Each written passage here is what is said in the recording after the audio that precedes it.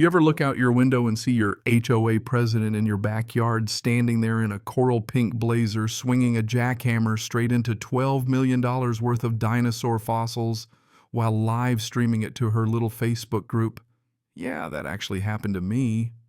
Right there next to my busted lawn chairs and the pile of storm debris I still hadn't picked up, Margot Wexler was going full Jurassic demolition, like she was auditioning for a reality show called Suburban Nightmares.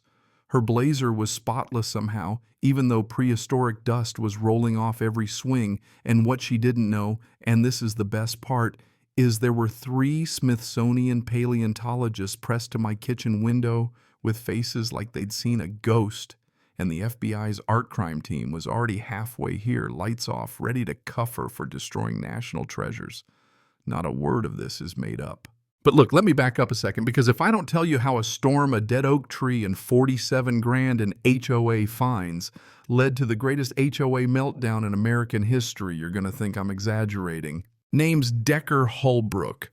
8 months ago, I thought I'd pulled the biggest adult move of my life. I bought a foreclosure at a county auction. Whole room was packed with investors and flippers all buzzing around houses nobody wanted, but I spotted this 2-acre lot backing up to protected wetlands with a 2-story colonial falling apart, but solid, and a 200-year-old oak tree out back like something out of a fairy tale. Only catch the last owners racked up $47,000 in HOA fines. The bidding was brutal, but at $47K, my hand went up, the gavel came down, and suddenly I owned a house everyone else was scared to touch. I'm 35, ex-Army engineer, 6 years building infrastructure where people tried to blow it up. After that, I fixed up other folks' dream homes while I rented a shoebox that always smelled like burnt onions. This was supposed to be my shot, a place that finally belonged to me. If you've ever moved into a foreclosure, you know it's like an archaeological dig only. Instead of gold coins, you find angry letters and moldy drywall. The last family left everything right down to an HOA harassment binder so thick I thought it was a joke, but I was too busy gutting out the rotten plumbing and pretending I could beat black mold with vinegar to really read it. 3 weeks back, this whole story blew wide open. That night, the weather folks said scattered rain, but what we got was a monster. Imagine trying to sleep through a hurricane in a house you barely know, wind at 70, rain slamming the windows, the old roof groaning like it wants to quit. And then right at 2 a.m., I heard it, that massive oak giving up, the earth splitting like a bomb. When the storm cleared, I stepped outside with my coffee and just about dropped the mug. The tree hadn't fallen, it had been ripped out roots and all leaving a crater in my backyard so big you could lose a car in it. The smell, not just wet dirt, but something deeper, mineral, ancient, like a cave nobody's opened in a million years. Now here's where life gets weird. While I'm standing at the edge running numbers in my head, tree removal yard repair, probably foundation issues, the sun hits something in the clay. It's not a rock. It's got patterns, textures, diamond shapes.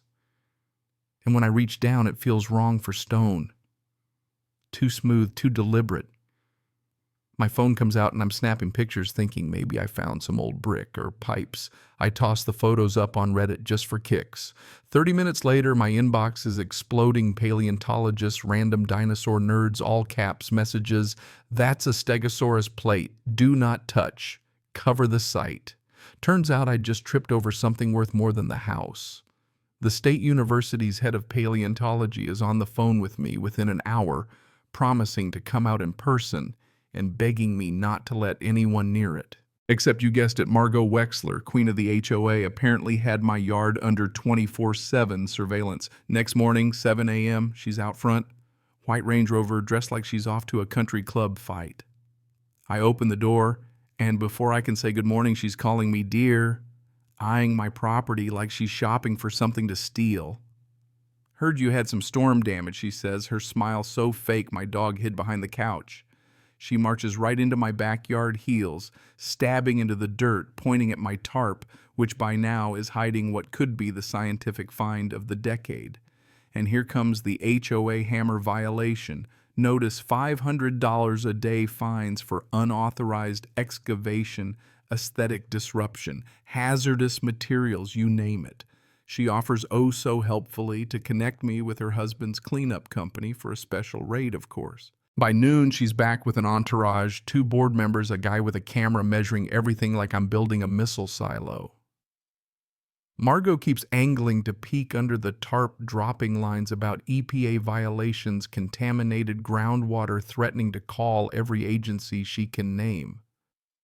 And every day, new violations in my mailbox, grass, 2 tall birds on my lawn, unapproved aromatic emissions. You ever get fined for the smell of dirt? Yeah, me neither until that week. But here's where things go from HOA nonsense to full-blown true crime. On night 4, my cameras catch Margot in black tracksuit, headlamp, backpack sneaking into my backyard at 2 a.m. She peels back my tarp and starts digging up bits of fossil, bagging them like she's on a heist movie. But the real kicker, she's on the phone whispering about market value 12 million articulated skeleton Hong Kong buyers. She's not just harassing me, she's stealing from me and plotting to smuggle fossils overseas. Next morning, she serves me a fake document claiming the HOA owns all geological anomalies found on private land. She wants me out. She wants the bones. Now, I know what you're thinking, call the cops, right? But every step she's got a new scam, a new violation, a new legal trick.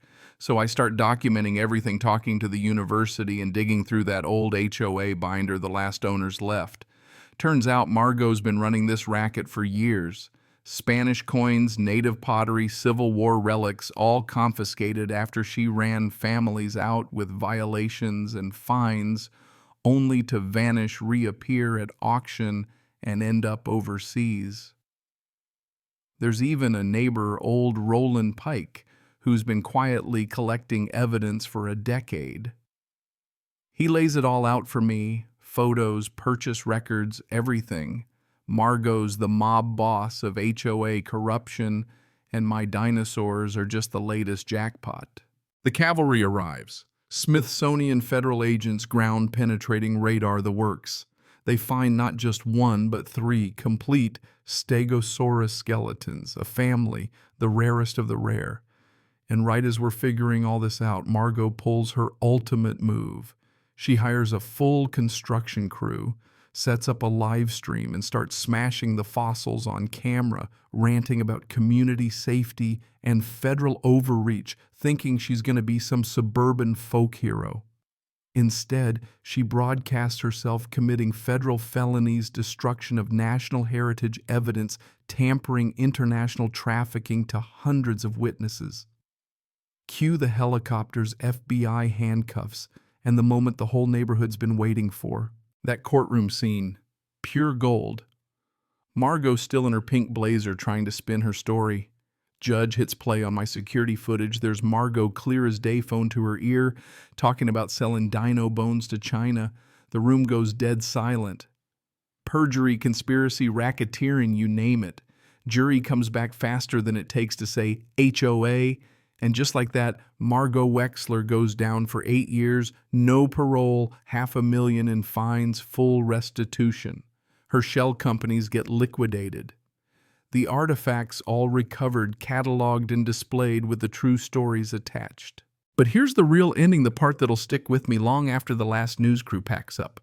The fossils become the centerpiece at the National Museum of Natural History. My yard becomes a protected landmark. Kids line up to visit the Holbrook Stegosaurus family. The HOA gets rebuilt this time with transparency, run by people who actually care. Roland Pike, the unsung hero, becomes a legend, and when he passes, we name the archive after him so nobody forgets what one determined neighbor can do. The law changes too. The Holbrook Act gets passed, protecting homeowners from exactly the kind of HOA predation Margot pulled for years. I get calls from people all over the country. We found something, what do we do? How do we keep the HOAs off our backs? I tell them document everything, call real scientists, and never ever let a bully scare you off your own land. You know what Margot never understood? You can try to own a neighborhood, you can terrorize people with fines and fake authority, but sometimes the quiet guy you think you're bullying is standing on top of 150 million years of history and is just stubborn enough to fight for it. The dinosaurs waited eons for justice. This time they got it. So let me ask you, if you were in my shoes, would you have fought back or just cut your losses and moved on? And do you think HOAs should have the power to take what doesn't belong to them, even when it's priceless history? I want to hear your stories, your take on justice, and what you'd do if it was your backyard. Drop your comments below. Hit like if you enjoyed this wild ride, and don't forget to subscribe, because as long as there are HOA bullies out there, someone's got to keep telling these stories.